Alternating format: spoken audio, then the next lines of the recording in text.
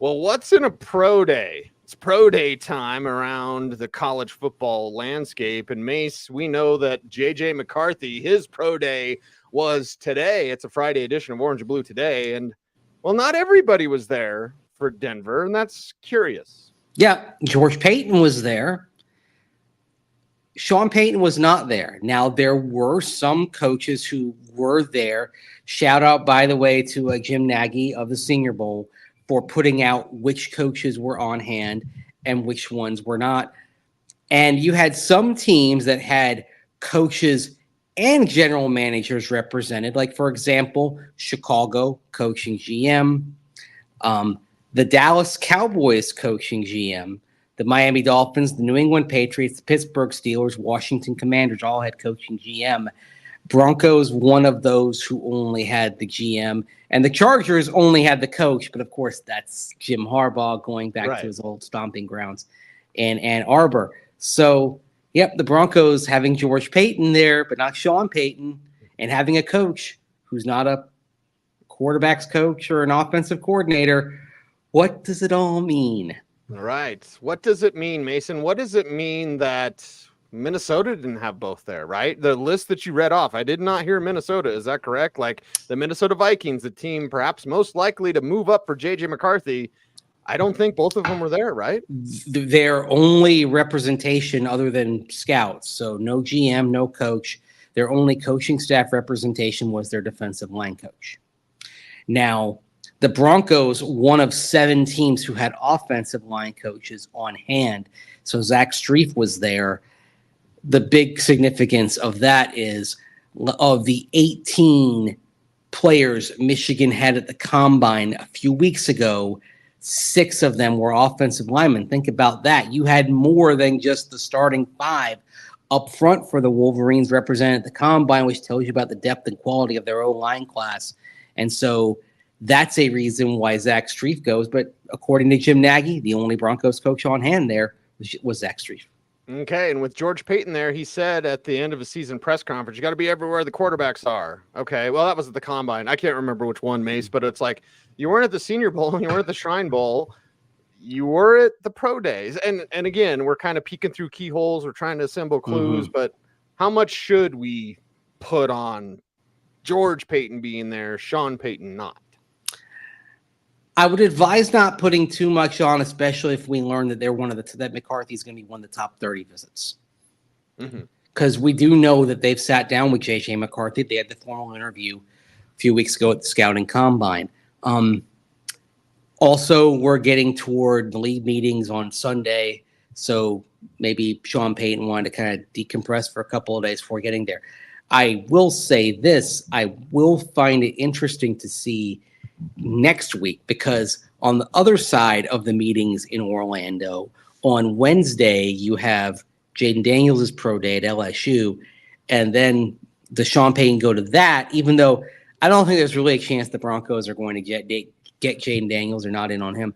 But North Carolina on Thursday, University of Washington on Thursday, Drake May, Michael Penix Jr., what will the Broncos' plan be for that coming out? By the way, it's also significant that you see pro days effectively coming to a stop, at least the big quarterback pro days, while the league movers and shakers gather in Orlando before restarting up on the other side of the league meetings, which end on Tuesday afternoon. Yeah, always a whirlwind. And if you're Sean Payton, you're going to be on that private jet. You might be down, around Baton Rouge. And, of course, we will see him at the owners' meetings next week. Super excited to be there, Mace. And this pro day for JJ McCarthy, I was, full disclosure, speaking at Eaton Middle School today. So I haven't watched any highlights, but I would guess, Mace, he had a really great pro day. Yeah, Matt Miller of ESPN, NFL Draft Scout, said only 2 clear misses today for JJ McCarthy. Throwing session lasted about 25 minutes. Quote, showcase zip and touch while hitting a lot of deep routes, unquote. Also said he wanted to show his touch placement and did well there.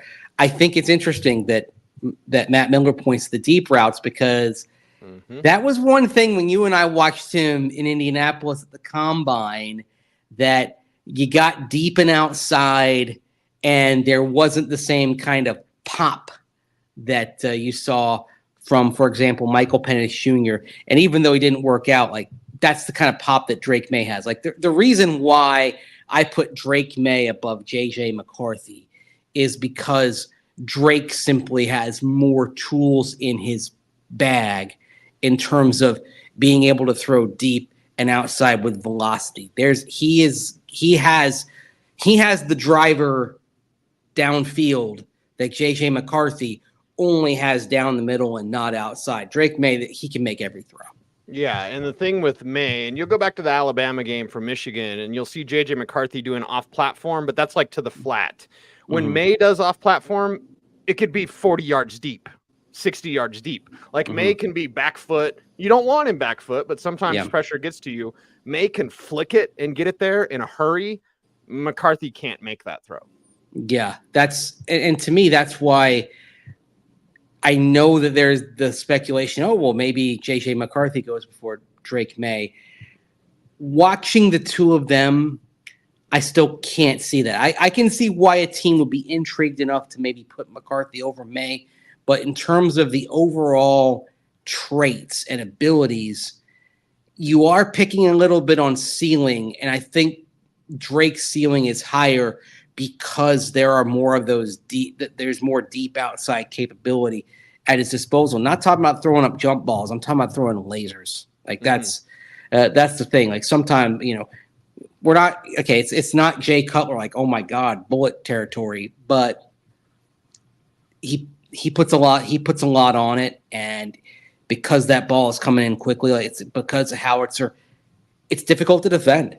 Your reaction time as a defensive back has to be quick because he puts so much on it. And that, to me, that's what separates him from McCarthy. And then McCarthy has more than Bo Nix, and that's what separates him from Bo Nix. Bo Nix is probably the best quarterback at about 80% of the throws you're going to have to make of these passers. But the other 20% is what puts a lot of stress on defense, forces them to drop back, concede stuff underneath, and then open things up underneath. And then, thank you, Siri. Yeah. So threw me off there. Sorry. You want to defend the whole field, yeah. Right? With May, you have to defend the whole field. And everyone has opinions. Like anytime we talk about McCarthy's arm strength, I see it in the comments. Please like, comment, share, and subscribe down below. But listen, we're not here to crush McCarthy. We're only telling you what we observe, and observing field level, McCarthy's passes will flutter on certain routes. They do not flutter with Drake May, and they certainly don't with Penix. Penix is fun to watch it leave his hand. It's ugly, but it's fun to watch because he gets it there and he puts it where he wants it. Yeah, he does that with an unorthodox delivery that, frankly, I know people are concerned that he takes the ball too far back. I get that that's a concern. There's probably going to be some fumbles that happen because of it, but you can't ask him to realistically remake what he does. But I'm more concerned about the injury history of Michael Penix Jr. than the delivery. The delivery sets up a lot of great throws, and you live with that. Just as if you had Phillip Rivers in San Diego and Los Angeles for 14 years as a starter, you live with that, right? You live with the shot put because the shot put got it there. So you accept that. Yeah, my concerns on Michael Penix Jr. are elsewhere in regards to that. By the way, speaking of Michael Penix Jr., as we see some mock drafts, I believe it was Joel Klatt who actually had Michael Penix Jr. going in the first round. I don't see that happening, but it is interesting to see some of the chatter that's starting to happen, and also something of a consensus building around Bo Nix for what it's worth. Right. We'll have some shows built around that for sure. We're going to be at the owners' meetings in Orlando. I'm sure there will be some buzz there. And I will still stick with what I've heard until I hear differently. New England, if they don't get Jaden Daniels, which they're not getting Jaden Daniels, will move back into the end of the first round for Michael Penix. So we'll see. And the whole, Nix isn't going to be a first rounder. He's going to be a first rounder. Penix is perhaps going to be a first rounder. So I think as we get closer, Mace, we need to get out of the mindset of the Broncos need to find a way to get a second round pick so they can get Bo Nix. That's not going to happen. That's not something you can rely upon. And if you're saying that, oh, we're going to hope that Bo Nix falls to round 2, what you're telling me is you don't really want Bo Nix. that you're just okay. Like you're in like, not in love. And if you're only in like, that's fine. But if you love him as a prospect, that's where you say, okay, don't mess around and do it. By the way, speaking of mock drafts, our friend Chad Ryder, who we'll hopefully have on here in a couple of days, Chad has the Broncos taking Bo Nix, but he also writes, don't dismiss the possibility of trading up for JJ McCarthy. I think JJ McCarthy is probably Minnesota's guy, even though I wonder if the Vikings having a light turnout today is partially because they're trying to put people off the scent a little bit, right? Because we know that they're in on JJ McCarthy. Like, oh, well, maybe we'll fool them if by not going to Ann Arbor today. You're not fooling anybody. We know you want JJ McCarthy. Well, let's do a little deep dive because there's a team that you mentioned with head coach there, and this head coach was also, when nobody else was there, at Bo Nix's pro day, and that is Chicago. Now, we know it's Caleb Williams, and I know they need to do their due diligence on all these guys just in case, but why would they need to do their due diligence if it was just simply it's going to be Caleb? Is there a chance? Now, it would require Surtain. They're not trading Surtain. But is there a chance Chicago moves off one if they get blown away, and that's why you see coach at these pro days? If it were just Michigan, I'd say no, because Michigan's got a ton of prospects. Like I mentioned earlier, right. 18 guys who were at the combine. Michigan's going to dominate the draft up and down this year. Every year there's like one school. Remember a couple years ago it was Georgia, right? Mm-hmm. Like some years it's been Alabama. This year it's the Wolverines. That's, that's the school you're going to see Michigan. You're going to see over and over again on those 3 days of the draft. But it's interesting in light of the Bears being the only team that had a coach at Bo Nix's pro day. Remember, that pro day took place on the second day of the quote-unquote legal tampering period. With the air quotes, like, you're right. Legal tampering. Laser. We can use it's either Dr. Evil or Bennett Brower, the character from Saturday Night Live, played by the late Chris Farley. I don't bathe regularly or let my scabs heal. Anyway. The Bears are looking at all the quarterbacks. All the quarterbacks, yes. Mm-hmm. It's curious, Mace. I'm just curious. It's like, if it's Caleb and it's going to be Caleb for you guys, Chicago, why are you at Bo Nix's pro day? It was odd. I mean, I guess they just want to get some air mile time in. It's interesting. Let's see also what the Bears do next week. Are they in Red Stick, a.k.a. Baton Rouge, for Jaden Daniels' pro day on Wednesday? Are they going to have representation at Drake May's pro day and Michael Penix Jr.'s pro day, both of which take place next Thursday? Will they be at both? Will they send the GM to one and the coach to the other, right? It's very interesting to me, but also it's not uncommon to have an element of subterfuge. Remember back in 2017 when the 49ers, they picked Solomon Thomas after trading down, but they spent a good deal of time feigning interest in Mitchell Trubisky. Yes.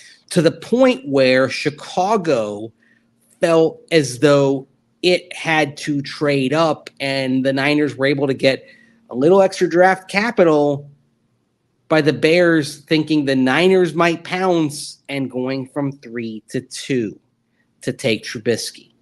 So I think some of it, Cease, is all just part of the dance here. Okay. Of the draft. I still think when we get to draft day in Detroit, the first pick is going to belong to Chicago, and the name on the card is going to be Caleb Williams. Yeah, and they'll wait the full time, of course, but we know it's Caleb. You mentioned your dance moves, Mace. You got some dancing shoes? Like are you a dancing person? You like to dance? Did you have some moves? No, my daughter has all the moves. Like she's a trophy winning Irish dancer. Yes. She was explaining to me recently one of her dances, and she said, this is my step. And she just went through all of it. I said, first of all, Charlotte, that's about 70 steps. That's not just one. Second of all, how do you keep track of all that? Because you're rattling them off. It's probably what I sound like, rattling off statistics and things like that, right? Right. Everybody's mind is wired a little bit differently towards the things that they hold dear. So, yeah, I'm not a dancer, but my daughter is. Okay. All right. Got that quick feet for that Irish dancing. It is orange and blue today. Cecil, Lammey, Andrew Mason, Michigan Pro Day happening. Big week coming up next. And I still, we had the thumbnail this last week of like everyone's guessing. That was for Denver Sports Tonight when you're on with Will. And I was like, yeah, everyone's guessing. We're still guessing. But maybe, just maybe, these type of pro day clues will help us. At least it's very interesting to talk about. And at the end of the day, Mace, I'm glad George Paton was there. Sean Payton's got to fall in love, and I want them to love a guy because I like Michael Pratt. If you like Bo Nix, don't draft Bo Nix. Go draft Michael Pratt. But if you love Bo Nix, take him at 12. I've said it before. I'll say it again. It's not overdrafting to take Bo Nix at 12. Not at all. Wouldn't even bother me if they drafted them both. Like, I doubt the Broncos will do it, but if you told me there was a 2-quarterback solution here, I'd be on board with that. If you told me Bo Nix and Michael Pratt, or Spencer let's say Rattler. Spencer Rattler and Joe Milton. I mean, I know you don't have the first round quarterback, but at least you're going to get 2 bites at the apple there.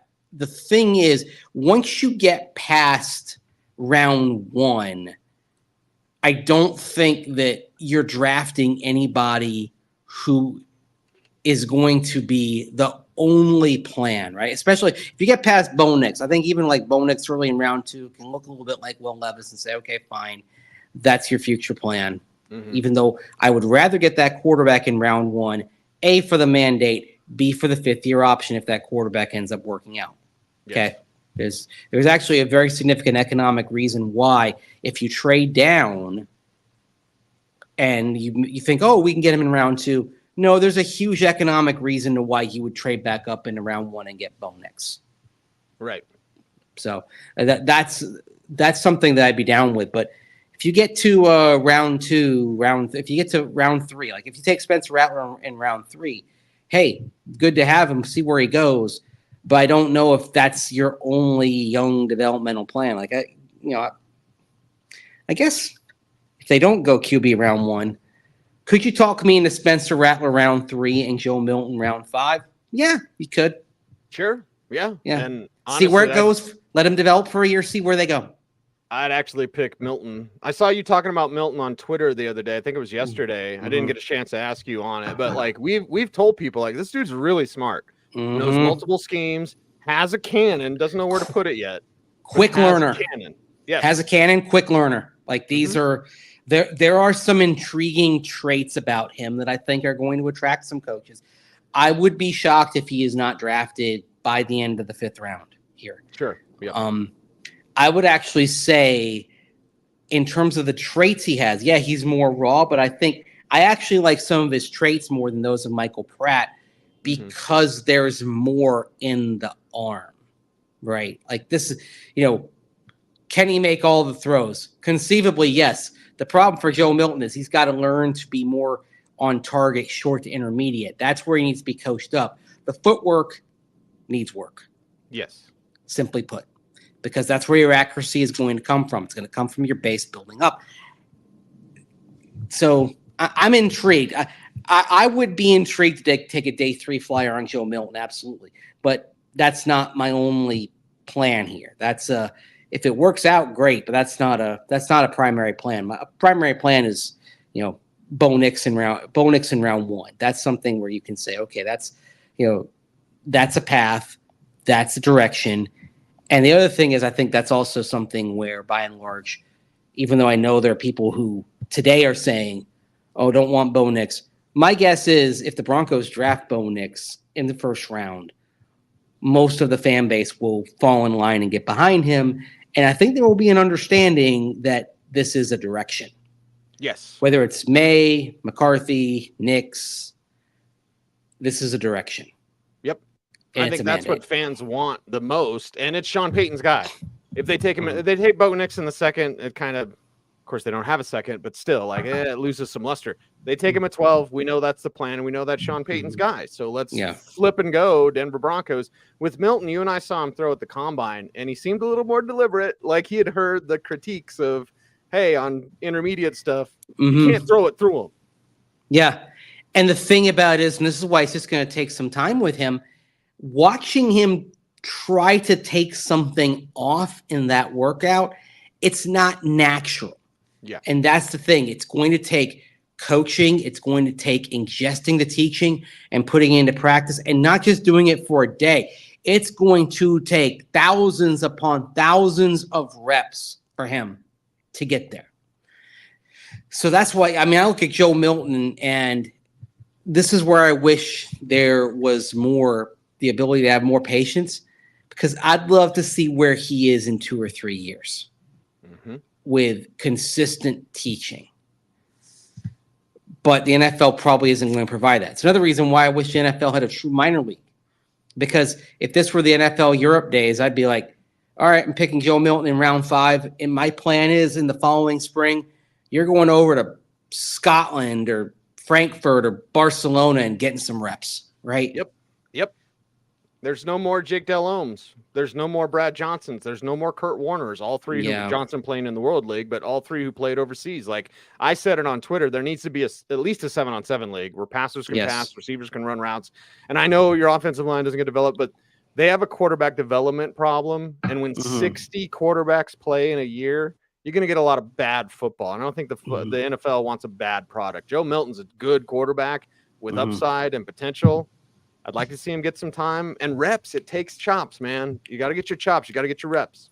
Exactly. It's one area in which the NFL is failing in development is at the quarterback position. I mean, it's almost worth setting up a 7-on-7 league just to aid quarterback development. And I think you could do that relatively cheaply. And frankly, I mean, you could probably have you could have flag football principles, right? The NFL is pushing flag as an avenue for kids to get into the game, right? So what if you have a 7-on-7 league that's effectively a flag league? Right. Where you are learning as a quarterback, you are learning the rhythm and timing, and you're learning the concepts. Yeah, you're not doing it with a defender in your face, but you're able to kind of get those things down before you go out there. I still would prefer it be an actual 11-on-11 developmental league, but it's better than nothing. And I mean, shoot, we'd all love watching it, right? You could do it concurrently with OTAs. See, it's like you could have like an 8-week 7-on-7 league that started late April, went through June. I mean, wouldn't that be nice? Wouldn't that be nice to go down to the stadium on a Saturday and go watch developmental quarterback for the Broncos pitch it around and see where he goes? I mean, that'd be fun. And dare I bring up someone like Kyle Sloter or something? Like, imagine the fans, like, you'd go enjoy watching the backup you really like and see him develop. And there would be some hits. We have that from the Jake Delhommes, from the Brad Johnsons, from the Kurt Warners. There would be some hits. And when those hits happen, you could point to it and say, yeah, it's because he got to throw more passes. And, the other thing is, I mean, you mentioned 60 quarterbacks playing last year. There's already very quiet rumblings that at some point the NFL may look to add teams, especially overseas. We don't have enough quarterbacks at a high level just yet for that, right? So I'm not really sure about that as an option, but if you can have another way to develop, and also just this would also ease the pressure. Like, we wouldn't be sitting here saying first round quarterback, if there was a viable developmental mechanism, right? Like, if there was another way, there was another path to find that quarterback, then that isn't a lottery ticket, right? Yep. At least you could now buy those lottery tickets, but there wouldn't really, you could actually put some developmental time and see. So this is, again, it's one of the areas where I think the NFL's failing a bit, needs to get better. Yeah, it's like lottery ticket or IRA. Like, you're going to make some money if you can be patient, and it would change the way you're hiring coaches, right? Like, give them some time. It would change quarterback coaches' hirings. Referees. And it would give you referees to get more chops. Like, and it would give you an avenue. I've said it about the Nuggets. Like, the Nuggets built it like the Spurs. They didn't do the super team thing. There's another way. It's difficult. It takes time, but if you can do it, it can last. If you can develop that Kurt Warner type of guy, you got a hell of a quarterback, and you didn't pay a lot to that entry fee, right? Is what we call it in investing. What's your entrance point? Well, your entrance point on a guy that's playing in NFL Europe or NFL flag football, whatever they're going to call it, yeah, your entrance point's pretty low. Yeah, and I think we'd all watch. Oh, yeah, we'd have fantasy leagues. Of course. See, there you go. Of course we would. I mean, the if gamblers only we would ran like the it league, too. Mace. Oh yeah, they'd like that as well. If only we ran the league, Mace. That's for another time. Maybe we can another put our show. name out there as potential commissioners. Right. I don't own a flag football league. I don't know how much it would cost. Probably a lot. But anyway, he's Andrew Mason. Let's do the YouTube thing to help us out here on a Friday. Hope everyone having a good Friday. We're going to bring you a ton of coverage from the owners' meetings.